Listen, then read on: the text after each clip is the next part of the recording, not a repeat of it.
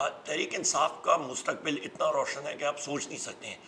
واحد پارٹی ہے ملک میں جس کی جڑیں جو ہیں وہ چاروں صوبوں میں، گلگت بلتستان میں، آزاد کشمیر میں ہیں. مقبول ترین پارٹی ہے. اس وقت گراف تحریک انصاف کا 85% سے اوپر جا رہا ہے. الحمدللہ میرے صرف گیس کے یہاں پہ 14 ارب روپے کے گیس کے پروجیکٹس لگے ہوئے ہیں. 14 ارب روپے کے بجلی کے ہم نے پروجیکٹس لگائے ہوئے ہیں. ہری پور میں ایسی کوئی چیز ہم نے چھوڑی نہیں کہ جو رہتی ہو. ٹیکنیکل ٹریننگ یونیورسٹی یہاں پہ آئی ہوئی ہے. یہاں پہ آپ کے ٹیلی فون انڈسٹریز آف پاکستان ایک بند ادارہ تھا، 6 ارب روپے میں سرمایہ کاری کر کے NRTC کے حوالے کی ہے. روڈ پروجیکٹس بہترین ہو رہے ہیں یہاں پہ. ہم نے ٹائپ اے ہسپتال 1.5 ارب کا کرا دیا، اس پہ بھی کام ہے. آپ کے خرابہ ٹاؤن شپ کا قبرستان 1 ارب روپے کی تقریباً وہ زمین ہے، اس کی چار دیواری کے لیے میں نے ابھی 1 کروڑ روپے ریلیز کرایا ہے. اربوں روپے کے کام ہو رہے ہیں صوبائی حکومت کی طرف سے اور مرکز سے بھی ہم نے کرائے ہیں.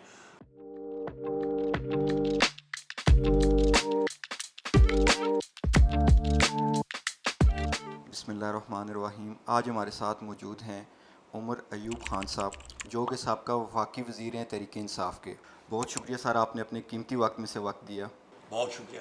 سر سب سے پہلے یہ بتائیں کہ سیاست کب، کیسے اور کیوں شروع کیا آپ نے؟ بسم اللہ الرحمن الرحیم. سیاست میں نے شروع کی تھی 2001 میں، اور لوکل باڈیز میں ضلع نظامت کا الیکشن میں نے لڑا، وہ انڈائریکٹ الیکشن تھا. اس کے بعد 2002 میں الیکٹ ہوا تھا ممبر قومی اسمبلی، اور اس کے بعد میں پارلیمنٹری سیکرٹری بنا فائنینس کا. اس کے بعد میں منسٹر آف اسٹیٹ تھا فائنینس کا، اور پاکستان کے 3 بجٹ فیڈرل بجٹس الحمدللہ میں نے پیش کیے. اور اس کے بعد پھر الیکشن میں رہ گیا تھا 2007 میں جو لال مسجد کا سانحہ ہوا. تو اس کے بعد پھر 2013-14 میں الیکٹ ہوا، اور اس کے بعد پھر ری الیکشن ہوا اس سیٹ پہ. وہ میری کنٹیسٹ میں نے نہیں کیا 2015 میں، کیونکہ میری والدہ محترمہ بہت سخت بیمار تھیں، اور اس کے چند مہینے بعد تقریباً 5 مہینوں بعد وہ انتقال کر گئیں. اور ان کے خیال کے لیے اور ان کی دیکھ بھال کے لیے میں نے الیکشن چھوڑ دیا تھا. اور پھر 2018 میں نے قومی اسمبلی کا پھر الیکشن لڑا، الحمدللہ اس میں کامیاب ہوا. اور پھر مجھے فیڈرل منسٹر فار پاور کا پورٹ فولیو ملا، قلمدان ملا، اور اس کے بعد پھر فیڈرل منسٹر فار پیٹرولیم. پھر پورٹ فولیو چینج ہوا اور federal minister for economic affairs میں بنا. سر کچھ وقت پہلے سوشل میڈیا پر بھی دیکھا گیا، جب دھرنا تھا لاسٹ ٹائم خان صاحب کے ساتھ تھے آپ، تو تشدد کیا گیا آپ کے اوپر بھی، آپ کی پکچرز بھی آئیں سوشل میڈیا پہ. تو دوبارہ گورنمنٹ آپ کی آ جائے گی تو ان لوگوں سے بدلہ لیا جائے گا جنہوں نے یہ کام کیا؟ لیکن جی سب سے پہلی بات یہ ہے کہ میرے مستقبل کے وزیر اعظم اور سابقہ وزیر اعظم جناب عمران خان صاحب نے، ان کا حکم تھا کہ رستے کھلنے چاہیے. انہوں نے ہمیں آرڈر دیا تھا رات کو 1 بجے پشاور میں، اور ان کا جو آرڈر تھا ہم نے اس پہ عمل کیا، رستے کھولے. پولیس نے جو ہے وہ حتی الوسع کوشش کی، اور پتھر گڑھ کے مقام پہ انہوں نے ہم پہ شیلنگ کی.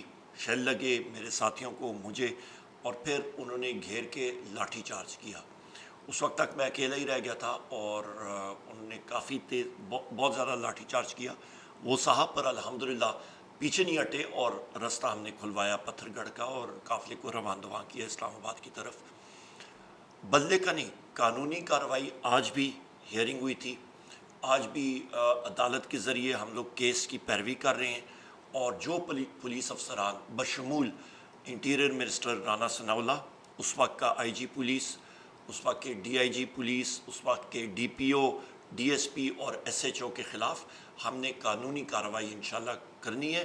اور اس لیے کریں گے کہ وہ نہتے اور بالکل جو آپ سمجھیں کہ انوسنٹ لوگ ہیں، جو بے قصور لوگ ہیں، ان پہ وہ کبھی پولیس اس طرح کا تشدد نہ کرے. ہر ایک آدمی کا حق ہوتا ہے احتجاج کرنا. پاکستان کے آئین میں یہ حق دیا گیا ہے. ہمارے دور میں بھی مولانا فضل الرحمان ہو گئے، بلاول بھٹو ہو گئے، یا مسلم لیگ نون کے لوگ ہو گئے، یہ آتے رہے ہیں، مظاہرے کرتے رہے ہیں، کبھی ان کا رستہ ہم نے نہیں روکا.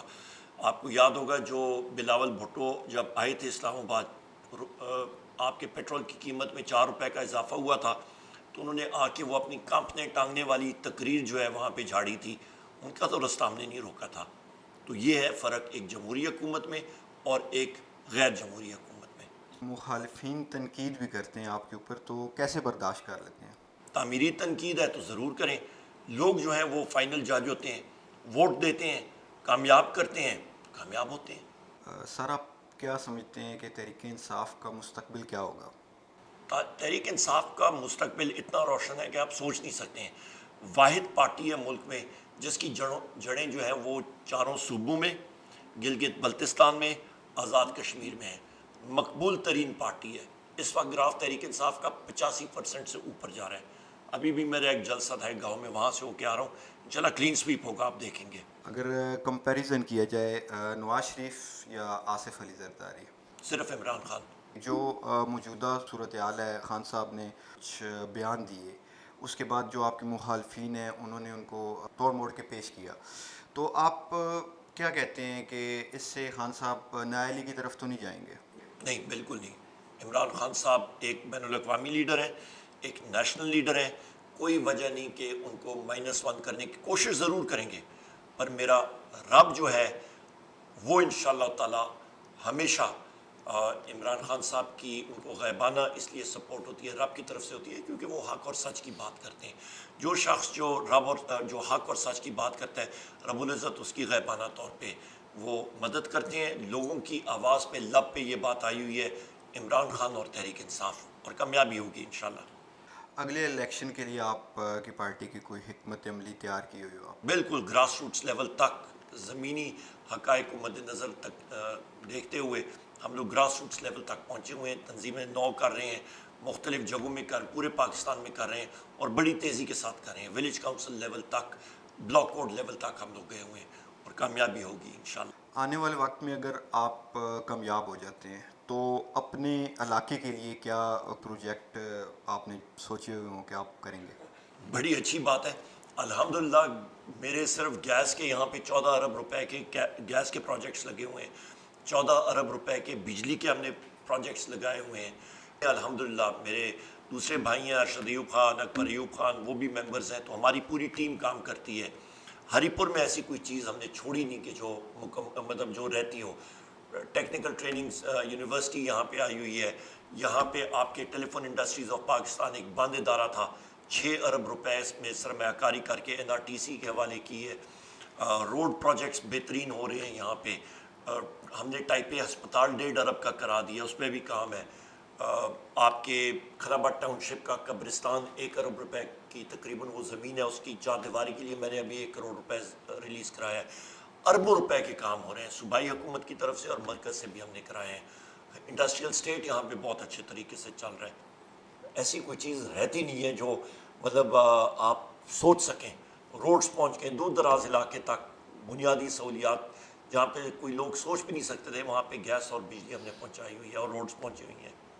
PDM کی جو حکومت ہے وہ صرف اسلام آباد تک ہے, باقی جگہ پہ آپ ہی ہیں, تو آپ کو نہیں لگتا کہ جب یہ الیکشن قریب آئے گا تو نون لیگ یہ کہے گی, کیونکہ ایک پہلے بھی بیانیہ آیا ان کے سامنے کہ نواز شریف صاحب اس گورنمنٹ لینے کے حق میں نہیں تھے, تو کیا وہ اینڈ پہ آ کے اس چیز کے بارے میں کچھ کہہ سکتے ہیں؟ تو آپ کا اس پہ کیا جواب ہوگا؟ ہم تو ابھی بھی کہتے ہیں فریش الیکشن کرائیں.